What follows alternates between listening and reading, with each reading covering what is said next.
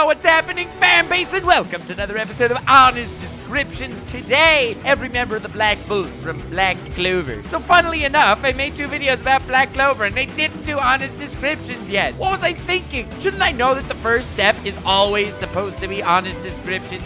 Silly me. But in any case, since I'm actually one of those few people that's outwardly enjoying the series, I complimented Asta and I complimented the power system. Pretty high praise. Let's crap some shiz all over it with some honesty. Honesty, of course, in quotation marks. If you don't know how this goes, you suck. Now let's get started. Let's start with Magna Swing.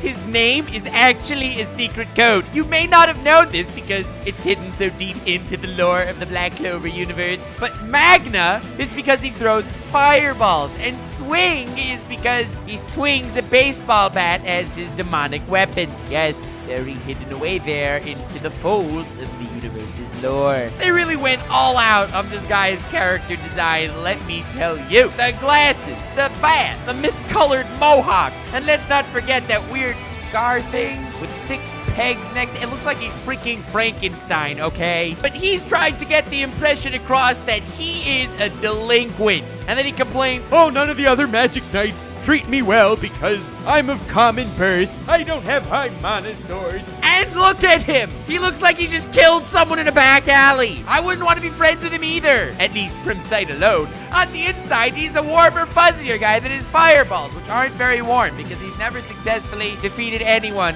any time ever. The only time he actually did something of modicum success was when Asta broke his arms and he and Luck went into some dungeon, took down the whole thing to try to find a cure, and didn't successfully find the cure. There's absolutely no evidence to say that Luck isn't the one that single-handedly took down the whole thing. I personally believe that's what happened. But Magna was there, and he gets points for it, okay? The only other thing he successfully did in the anime was be the glorified taxi of the Black Bulls. Not, of course, for Yami. That's Finral's job, and I'll get to him. But, hey, Magna, great news. For very different reasons, Asta and Noelle can't do the most generic wizard thing ever and fly broomsticks, so you get to fly them around. You're taking them on their first mission, which Asta pretty much single-handedly completes with a bit of Noelle back up there. Oh, Magna threw like 1 half-useful fireball. Sorry, Magna. You're like a half-baked practical joke character. You can't be the full practical joke character because technically, the way the Black Clover anime was set up, and this is just so beautiful, the Black Bulls, the main guild, are the practical joke guild of the kingdom. So if you're the practical joke of the practical jokes, just kind of makes you a joke. Next, how could we talk about Magna without talking about his best friend, Luck Voltia? Also, nothing to look into the name here. It's not like Volt has anything to do with electricity. Yeah, so Luck Voltia's power is electricity. Crazy coincidence, I know. And can I immediately say that I love him? Luck is one of my favorite characters because he's just so happy. Granted, he's a complete and utter sociopath. I'm not trying to hide it. He's always smiling. He randomly says to his best friends, hey, can we have a death match? And it's so pure and innocent. This battle maniac is an extremely trustworthy fellow, and he has incredibly high sensing abilities. So the Black Bulls understand that he wants to fight the strongest opponent. Therefore, he will sense out the strongest opponent and lead the Black Bulls to find the strongest opponent that Luck can fight and usually lose because he's not the main character. Not gonna lie, that's usually what happens. Now, Luck always had a problem. He always wanted to fight everyone one-on-one because, fighting and victory was the only thing Luck kind of liked, even though he was always happy. Probably because he's always fighting with somebody. But then Asta's like, hey, Luck, let's work together to beat this guy. And Luck's like, okay, we can try it. They work together, they beat the other guy, and now Luck had his personality develop. Now he doesn't want to get into one-on-one death matches. He wants his friends to join him as he kills everyone. I love Luck. See, that is character development, and that's an important life lesson for everyone. Do you know anyone that is a complete and utter sociopathic flailing battle maniac? Well, get his friends to join in with him on the action. He's not someone that needs to be suppressed, to be put on meds. No, he doesn't need any of that. He just needs a few friends that he can go kill people with. Friends that could be at his side as he commits these sociopathic acts. Thank you, Black Clover, for developing Luck into such a good young man. Someone that I'm proud to always look at. And oh my god, I'm tearing up here. I'm gonna have to move on to the next one. Every real character development in Black Clover really highlights an important lesson for all of us to know as well. Next, Vanessa. Ha! Nux! But bet you got nothing to say about Vanessa's name. It's a pretty normal name. Well, her last name is Enoteca, which I probably pronounced wrong and slightly racist, but it's Italian for wine bar. And does it fit her? Oh boy. Vanessa is always drunk and is always just sitting there making sex jokes in her underwear in the guild hall. Gosh, I hate when girls in shows objectify women themselves by always sit around naked when the guys have to always be fully dressed. Sheesh. I hate it when they do that.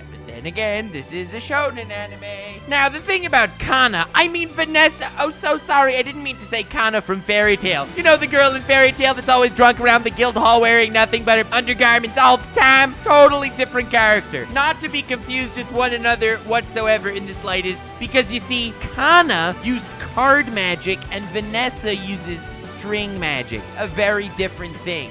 Oh, and there's also that one time in that one arc when Vanessa finally meets her mother, who's this super OP character. It's totally different than that time in Fairy Tail where Kana finally met her father, who's this super OP character. And then it turned out that Vanessa had an ultimate power. She had the String of Fate thing, the most OP broken move in the entire show. Totally different from that time that Kana in Fairy Tail learned Fairy Glitter, you know, most OP broken power in the entire show. Totally different thing, okay? Yeah, I think I made a good case on this one. Next, we got Finral. Bit of a womanizer, but hey, this is anime and it didn't affect me at all. If it affected you, well then, guess I watched more anime. But somehow I didn't even feel weirded out a little bit by this. I'm used to every single shonen anime ever where most of the characters are womanizers, so hey, still love Finral. In fact, this guy is way too hated. He's not hated by anyone, I just wanted to say that. He's a noble that joined the Black Bulls, and you know there's a problem. Cause, whoa, why is a noble joining the Black Bulls? The absolute bottom of the barrel guild that no one ever wants to join. Well, it's cause his younger brother was badass, so he was like, okay, so I'll be slightly less badass and join a worse guild. No, not gonna use my spatial magic to start a business and become freakishly rich. Still gonna be a magic knight, but this time, a way less cool one. Not exactly the move I would have done, especially if trying to get women was a priority. I find that money is greater than any form of anything, but hey, at least that's our world. Maybe it's different in Black Clover, can't imagine. But anyway, he joined the Black Bulls, and Yami, the captain, definitely knows who he's allowing in. If he's letting someone in, there's a reason. He sees a hidden potential in that character that they will eventually be able to surpass themselves and become something great. So when he was asked, why did you want Finral in the Black Bulls? He said something truly touching. I wanted him in because he can open magic wormholes and get me around anywhere way faster. He's my personal butler. Ladies and gentlemen, the life of Finral. Since I'm not really doing so many manga spoilers here, I'm just gonna say straight up, his fight 3 chapters ago in the manga was an anime climax of 2018, okay? If you're not reading it, I'm sorry. If you are reading it, I love you immediately. And since I'm not doing too many manga spoilers, but I'm doing a few, he had an epic moment. He stood up to his brother in the tournament arc. It was amazing, and the result to that was very, it felt real. It didn't feel shonen, it felt real. If you get that, you get it. If you don't, you don't. Next character.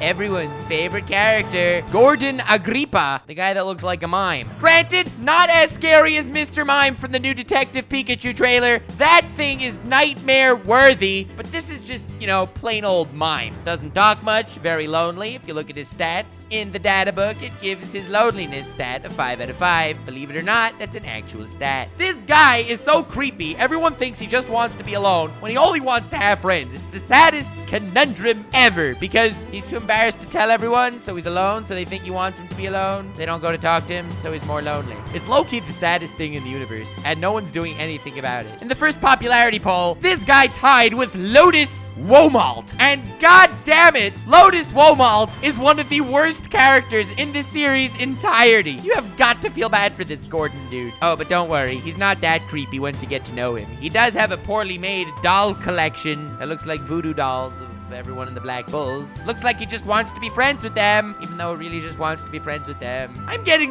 overly sad over this guy, but it's like the saddest thing ever. Oh, and fun fact, his name Agrippa, it's a reference, at least I think, to Heinrich Cornelius Agrippa, a German alchemist and occultist guy, because this guy uses weird toxic poison magic stuff. The never really does anything because they never take him along in any missions because they think he just likes to be alone. And at the same time, that means they abandon him on all the missions and he just wants to go with them.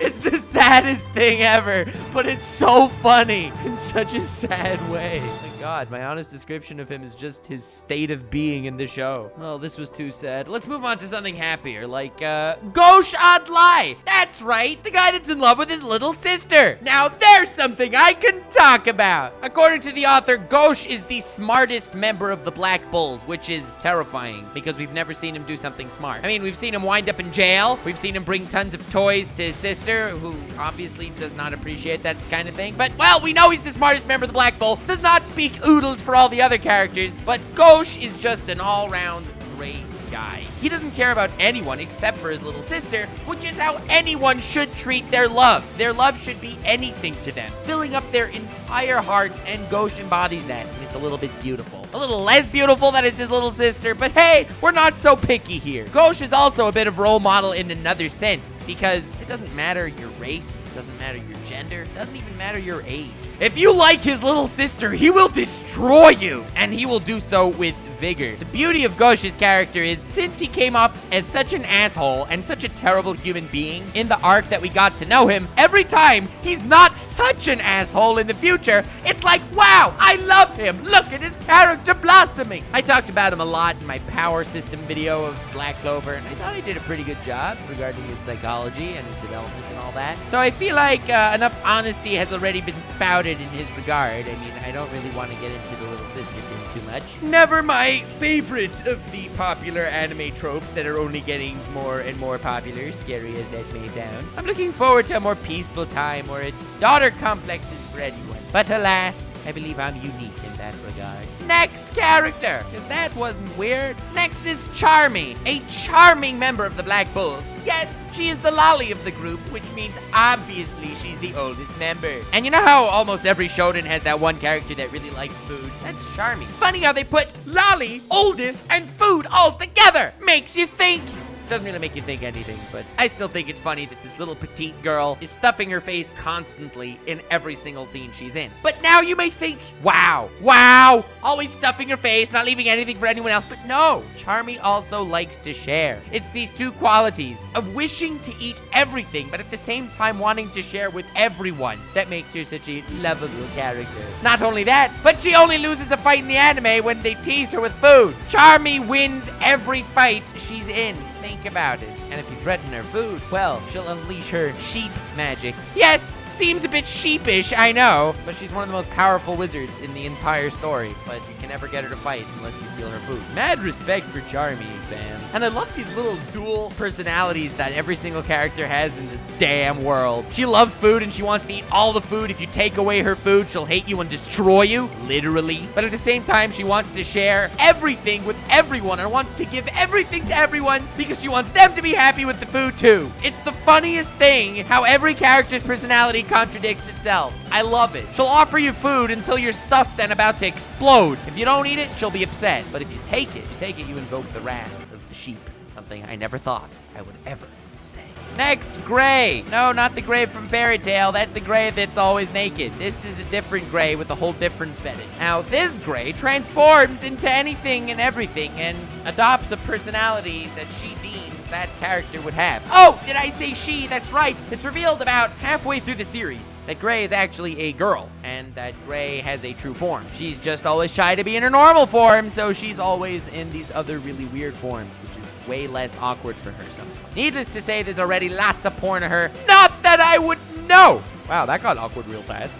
She didn't do anything in the story. She doesn't even have a backstory. Let's just move on. So before getting to the main characters of the guild, being Yami, Noelle, and Asta, I would like to point out that there are 2 other members in the guild that are manga only, but that are not in the anime yet. Both of these characters are some of my favorite characters in the series, especially one of them. That's totally not a trap, if you know what I mean. Everyone got the wrong type of trap in mind there. But okay, you'll live. I'm not worried. Next, we got Noelle, an original character. That's right, Black Clover, the master of mediocrity itself. Not that the show's mediocre, it just did everything that's generally mediocre in an epic way. Except for Noelle. Nothing cliche about her. Why? First of all, she's a tsundere, and typical shonens don't have tsunderes. Second of all, she's a youthful female character. What is becoming of shonen? Do you remember the good old days? They were all Sakuras, Orihimes, Namis, where Sakura's doing the chasing, everyone's chasing Orihime, and Nami's telling you where you should be chasing.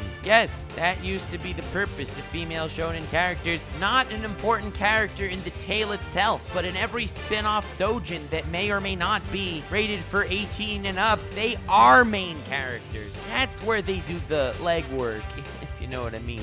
And then Noelle comes along, ruins my whole bit, how female shonen characters do nothing, and she freaking does everything, okay? Her magic, ridiculously strong. Valkyrie dress thing, a really cool power. Character development, she actually get oodles of character development, and it actually makes sense in how her relationship evolved with Asta. She's not just boobs in his harem, like most other female shonen women. Her brother has the greatest hairstyle in all of anime. I mean, look at that handsome dude. Now I want a ponytail with my bangs. But yeah, I'll be getting to that on my honest descriptions of every Magic Knight captain. Coming soon, depending on how the Black Clover fanbase takes to this video of mine. Goddammit, she's the only character in the whole series that never lost a fight. Period. And we've seen her in like 8 fights, and she's never lost. She's a female shonen character. Maybe that's why everyone's hating on Black Clover. Black Clover and Fairy Tail, the two most hated on shonen anime for no reason, and they're the only 2 shonen anime where the women are actually useful characters. Says something about society, doesn't it?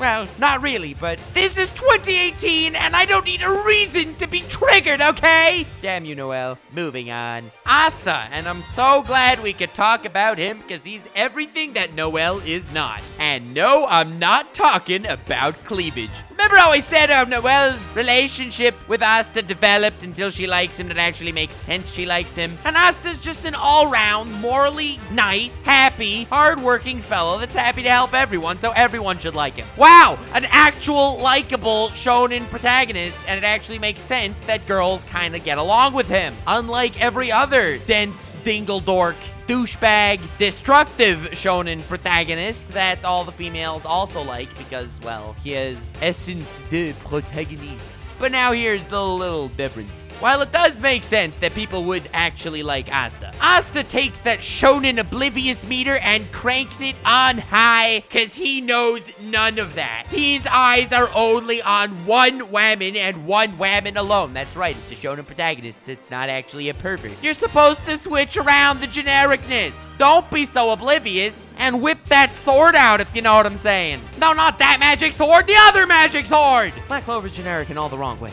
I mean, the guy's in love with his sister. This is the second sister complex in the damn show. Granted, the first one was the incest type, and this is the type that, you know, sister in a church that's not able to get married. That's the lucky gal that Asta wants to marry, even though she's like double his age. We know this because we hear about it every time he gets a boner, and he's 15. Yeah. Doesn't make it worse that we can hear him from anywhere in the country. Oh, yeah! Did I forget to mention his lovely, sweet, and soothing voice? And they said he had no powers. Oh, please. Voice of an angel. And finally, Captain of the Black Bulls, Yami Sukehiro, the Japanese guy in this weird medieval set anime, and therefore the most badass. So, you know I have that rule that I'm able to take one character per honest description and not honestly describe that character. A rule that I conveniently made up and did not use yet, but still have the potential to use on the Captain of the Black Bulls. Well, since I'm going to be making an honest descriptions on every